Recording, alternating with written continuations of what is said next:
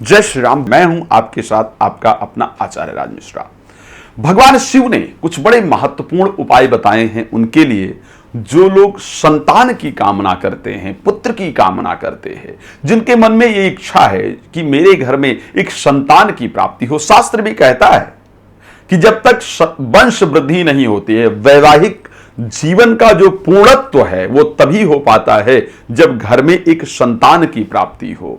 और आखिर वो संतान की प्राप्ति क्या हो? आज हम इंटरनेट पर सर्च करते हैं तो बहुत उपाय पड़े हुए हैं, लेकिन क्या कोई उपाय कारगर हैं? कोई उपाय ऑथेंटिक हैं? मैं देखता हूं, मैं सुनता हूं, कुछ माओं के दर्द को सुनता हूं, कुछ स्त्रियों के दर्द को सुनता हूं। संतान नहीं है, कभी यहां जाकर मत्था टेकना पड़ रहा है, कभी वहां जाकर मत्था टेकना पड़ रहा है, कभी इस ड्योढ़ी पर सर पटकना पड़ रहा है, कभी वहां जाकर के, और उसके साथ ये समाज नहीं जीने दे रहा है। क्या हुआ? संतान नहीं हुई। क्यों ऐसा हो रहा है कि संतान नहीं हो रही है?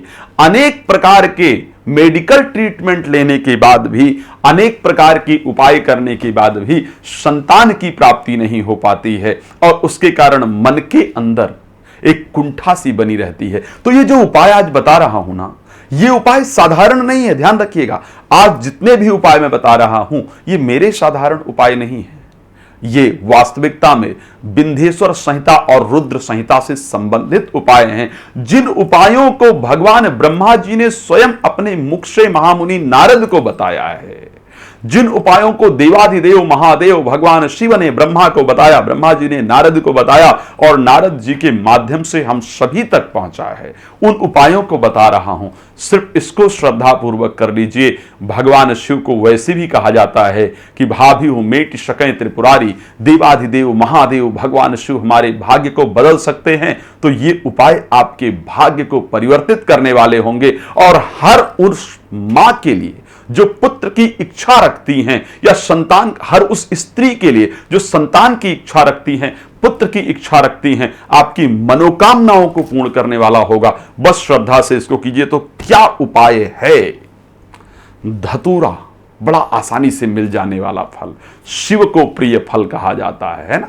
धतूरा शिव का प्रिय फल, और बहुत आसानी से कहीं भी झाड़ी इत्यादि के अंतर्गत मिल जाने वाला फल, लाल डंठल वाला धतूरा। लाल डंठल का जो धतूरा है उसको लीजिए, और प्रत्येक सोमवार को जाकर के श्रद्धा पूर्वक देवाधिदेव महादेव भगवान शिव को अर्पण कीजिए, और भगवान शिव से यह प्रार्थना कीजिए कि प्रभु, यदि जाने में अनजाने में, इस जन्म में या पूर्व जन्म में किसी भी पाप कर्म के कारण मेरे घर में या मुझे संतान की प्राप्ति नहीं हो पा रही है, तो अपना आशीर्वाद दें, अपनी कृपा प्रदान करें, मेरे घर में संतान की प्राप्ति हो। इस प्रकार की प्रार्थना कीजिए, देवाधिदेव महादेव आपको संतान प्रदान करेंगे।